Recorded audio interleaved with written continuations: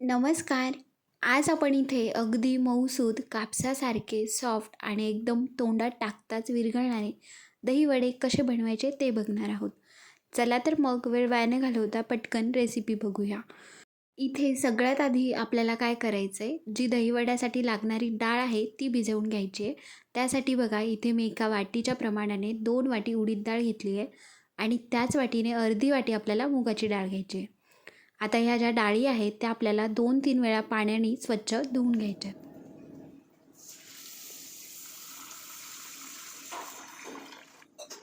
डाळ स्वच्छ धुवून झाल्यानंतर आता आपल्याला याला भिजवत ठेवायचं आहे. त्यासाठी बघा डाळीमध्ये भरपूर पाणी टाकायचं म्हणजे डाळ व्यवस्थित भिजल्या जाईल. आणि आता यावर झाकण ठेवूया आणि 4-5 तास आपण ही डाळ अशीच भिजवत ठेवणार आहोत. तोपर्यंत आपण इकडे दहीवड्यासाठी ज्या चटण्या लागणार आहेत त्या बनवून घेऊया. तर सगळ्यात आधी बनवतोय ग्रीन चटणी म्हणजेच हिरवी चटणी. हिरवी चटणी बनवण्यासाठी एक मिक्सरचं भांडं घ्यायचं. त्यामध्ये आपल्याला भरपूर अशी कोथिंबीर टाकायची. जेवढी कोथिंबीर घेतली आहे त्याच्या अर्ध्या प्रमाणात इथे आपल्याला पुदिना घ्यायचा आहे. चटणीला छान असा घट्टपणा येण्यासाठी आणि चटणी मिळून येण्यासाठी आपण यामध्ये 2 चमच डाळवं टाकणार आहोत. सोबतच हिरव्या मिरच्या टाकायच्यात. आपल्याला जसं चटणी तिखट हवी असेल त्यानुसार. 1 इंच आल्याचा तुकडा, 4 ते 5 लसणाच्या पाकळ्या आणि आता अर्धा चमच साखर, अर्धा चमच मीठ आणि अर्धा चमच होईल एवढं जिरं टाकून घ्यायचे. आणि आता चटणीला थोडासा आंबटपणा येण्यासाठी यामध्ये 2 चमच दही टाकूया. दही टाकल्यानंतर थोडंसं अर्धी वाटी होईल एवढं पाणी टाकून आपल्याला ही चटणी मिक्सरला बारीक अशी दळून घ्यायची आहे. तर हे बघा इथे आपली ग्रीन चटणी बनवून तयार आहे. लगेच आता आपल्याला चिंच गुळाची आंबट गोड अशी चटणी बनवून घ्यायची आहे. त्यासाठी बघा इथे मी अर्धा तासापूर्वी चिंच भिजवत ठेवली होती. चिंच पाण्यामध्ये व्यवस्थित भिजली की तिला आपल्याला मिक्सरला दळून घ्यायचं आहे आणि चिंचेचा इथे आपल्याला कोळ तयार करून घ्यायचा आहे. आता हा कोळ आपण शिजवून घेणार आहोत. त्यासाठी बघा गॅसवर पॅन ठेवला आहे आणि आता पॅनमध्ये हा कोळ टाकून घेऊया.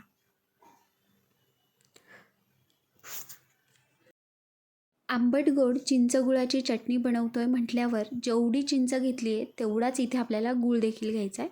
तर इथे मी अर्धी वाटी चिंच घेतली होती म्हणून आता आपल्याला यामध्ये अर्धी वाटी गूळ टाकायचा आहे. 1 चमच जिऱ्याची पावडर टाकायची आहे. चवीनुसार मीठ टाकूया आणि अर्धा चम्मचपेक्षाही कमी इथे आपल्याला लाल तिखट टाकायचं आहे. जर तुम्हाला लाल तिखट टाकायचं नसेल तर या ठिकाणी तुम्ही अर्धा चम्मच काळ्या मिरीची पावडर देखील टाकू शकता. आता हे सगळं साहित्य मिक्स करून 5-6 मिनिट मध्यम गॅसवर आपल्याला ही चटणी शिजवून घ्यायची आहे. तर इथे आपली मस्तपैकी आंबट गोड आणि चटपटीत अशी चिंचगुळाची चटणी देखील बनवून तयार आहे. आता आपण लगेचच दहीवड्यासाठी लागणारं दही एकदम क्रीमी आणि स्मूथ कसं बनवायचं ते बघून घेऊया. त्यासाठी बघा इथे मी अर्धा किलो दही घेतलं आहे. आता दही वड्यासाठी जेव्हा आपण दही घेतो तेव्हा 2 गोष्टी लक्षात ठेवायच्या. पहिली गोष्ट म्हणजे दही घेताना आपल्याला जास्त आंबट घ्यायचं नाही. नॉर्मल जे दही असतं तेच इथे आपल्याला वापरायचं आहे. आणि दुसरी गोष्ट म्हणजे दही घेताना आपल्याला विकतचं दही घ्यायचं आहे. कारण विकतचं जे दही असतं ते छान मलाईदार आणि घट्ट असतं म्हणून आपल्याला इथे विकतचं दही वापरायचं आहे. आता आपण यामध्ये थोडंसं मीठ टाकूया आणि 2 चमच आपल्याला साखर टाकून घ्यायची आहे. सोबतच यामध्ये थोडं थोडं पाणी टाकून आपल्याला दही आता फेटून घ्यायचं आहे. तर जास्त पातळ किंवा जास्त घट्ट दही ठेवायचं नाही. जास्त घट्ट झालं तर ते वड्यांमध्ये छान असं मुरणार नाही आणि जास्त पातळ झालं तर खायची मजा येणार नाही. तर हे बघा अशा टेक्स्चरचं इथे आपल्याला दही फेटून घ्यायचं आहे. तर इथे आपलं दही देखील बनून तयार आहे. तोपर्यंत इकडे आपली डाळ देखील 4-5 तासामध्ये अगदी व्यवस्थित आणि छान अशी भिजली आहे. तर इथे तुम्ही बघू शकता अगदी नखाने जरी तोडून बघली तरीही सहज ही डाळ तुटल्या जाते. म्हणजेच काय तर ही डाळ अगदी व्यवस्थित भिजली. आता आपण ही डाळ वाटून घेऊया. तर त्यासाठी काय करायचं आहे, जे आपलं चटणीचं म्हणजे मिक्सरचं छोटं भांडं असतं त्या भांड्यामध्ये डाळ दळायची आहे. कारण उडदाची डाळ असते ते चिकट असते त्यामुळे पटकन दळल्या जात नाही. म्हणून छोट्या मिक्सरच्या भांड्यामध्ये डाळ दळायची म्हणजे ते लगेच दळल्या जाईल. आणि मुख्य गोष्ट म्हणजे डाळ दळत असताना यामध्ये आपल्याला जास्त पाणी टाकायचं नाही. गरज पडल्यास अगदी 1-2 चमच पाणी टाकून आपल्याला ही डाळ दळून घ्यायची. तर हे बघा, डाळ दळल्यानंतर त्याचं जे बॅटर आहे ते एकदम थिक आहे. चम्मचमध्ये घेतल्यानंतर ते लगेच खाली पडत नाही आहे. तर अशाच प्रकारे इथे असं घट्ट आणि मऊसूद आपल्याला इथे बॅटर दळून घ्यायचं आहे. आता हे बॅटर एका पात्रामध्ये काढून घेऊया. आता ज्या भांड्यामध्ये हे बॅटर काढतो आहे तर ते भांडं थोडंसं पसरट घ्यायचं. त्याचं कारण मी तुम्हाला नंतर सांगते. आता सगळी डाळ आपल्याला अशाच प्रकारे घट्ट आणि मऊसूद दळून घ्यायची आहे. थोडं थोडं पाणी टाकून आपण ही डाळ दळून घेऊया. तर इथे डाळ दळून झाली आहे.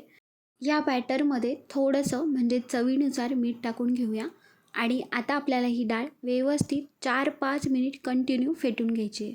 तर पसरट भांडं यासाठी घ्यायचं कारण डाळ फेटत असताना थोड्याशा पसरट भांड्यामध्ये डाळ आपल्याला अगदी सहज आणि सोप्या पद्धतीने फेटता येते, म्हणून थोडंसं पसरट भांडं घ्यायचं.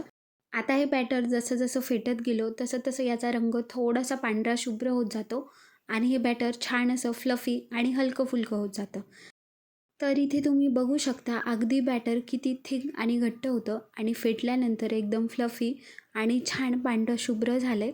आता अशा बॅटरचे आपण वडे बनवले की ते एकदम सॉफ्ट, स्पंजी आणि एकदम कुरकुरीत आणि हलके फुलके होतात.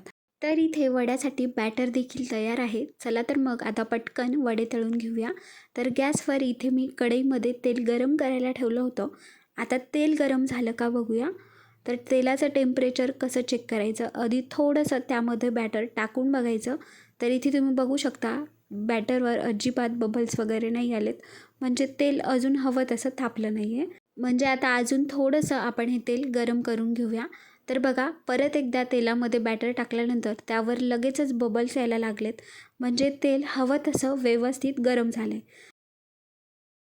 लगेच आता आपण वडे तेलामध्ये सोडून घेऊया. तर वडे आपण जेव्हा तेलामध्ये सोडतो तर तेव्हा हाताला पाणी लावायचं, म्हणजे ते पीठ जे आहे ते हाताला चिटकणार नाही आणि पटापट तेलामध्ये वडे सुटल्या जातील. आणि काय करायचं माहिती आहे का, जास्त मोठ्या आकाराचे वडे तळायचे नाही. अगदी छोटे छोटे वडे टाकायचे, कारण ते तेलामध्ये टाकल्यानंतर दुपटीने फुलल्या जातात, म्हणजे त्याचा जो आकार आहे तो डबल होतो. म्हणून इथे आपल्याला छोटे छोटे वडे तळून घ्यायचे. वडे तळत असताना आपल्याला गॅसची फ्लेम मध्यमच ठेवायची आहे. जास्त लो गॅसवर किंवा जास्त मोठ्या फ्लेमवर वडे तळायचे नाही आहेत, कारण जर मोठ्या गॅसवर तळले तर ते आतून कच्चे राहू शकतात आणि एकदम बारीक गॅसवर लो फ्लेमवर तळले तर वडे वातड आणि तेलकट होऊ शकतात. म्हणून बघा, मध्यम गॅसवर आपल्याला हे वडे छान असे अधूनमधून आलटून पलटून एकाच रंगावर थोडेसे तांबूस रंगावर होईपर्यंत तळून घ्यायचे. तर इथे तुम्ही बघू शकता मस्तपैकी हलकासा गोल्डन रंग आला आहे. आता आपण हे गरमागरम वडे काढून घेऊया. आता हे जे तळलेले वडे आहेत ना, ते आपल्याला कोमट पाण्यात टाकून ठेवायचे आहेत. त्यासाठी बघा, एका पातेल्यामध्ये आपल्याला पाणी गरम करून घ्यायचं आहे. पाणी गरम केल्यानंतर ते जास्त गरम नसावं, अगदी कोमट पाणी घ्यायचं आहे. पाण्यामध्ये 1 चमच मीठ टाकायचं आहे. आता बरेच जण यामध्ये हिंगाची पावडर देखील टाकतात. जर तुम्हाला हिंगाची चव आवडत असेल तर यामध्ये अर्धा चमच इथे तुम्ही हिंग देखील टाकू शकता. आणि आता या कोमट पाण्यामध्ये आपण जे वडे तळून घेतले ते वडे टाकायचेत.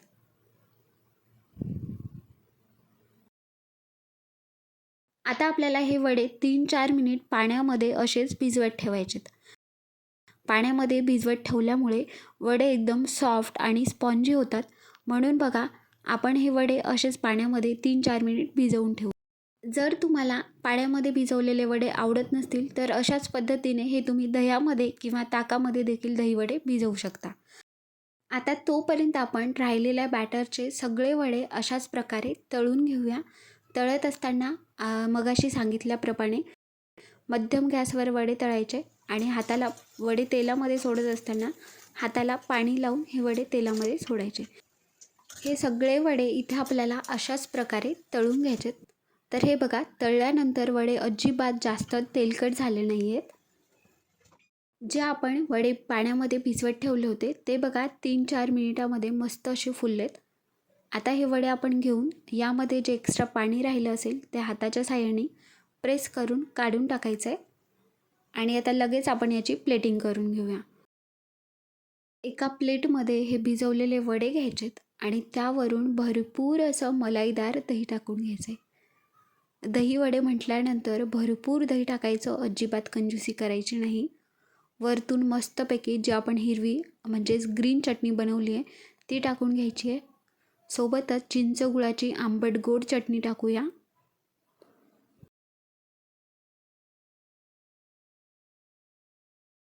वरतून आवडत असल्यावर चाट मसाला किंवा जिऱ्याची पावडर टाकून घ्यायची आहे. तर इथे मी जिऱ्याची वरतून पावडर टाकली आहे आणि थोडंसं लाल तिखट भुरकून घ्यायचं आहे. आता परत यावर तुम्ही आपल्या आवडीनुसार डाळिंब, बारीक शेव अशा बऱ्याच गोष्टी टाकू शकता. तर इथं आपला मस्तपैकी छान असा सॉफ्ट मऊ लुसलुशीत दहीवडा बनवून तयार आहे. इथे मी तुम्हाला तोडूनही दाखवते. तर बघू शकता एकदम सॉफ्ट आणि स्पॉन्जी असा दहीवडा बनवून तयार आहे. चला तर मग तुम्ही पण अशा प्रकारे ही दहीवड्याची रेसिपी नक्की ट्राय करून बघा. भेटूया पुन्हाच अशा एका नवीन व्हिडिओसोबत. तोपर्यंत बाय बाय.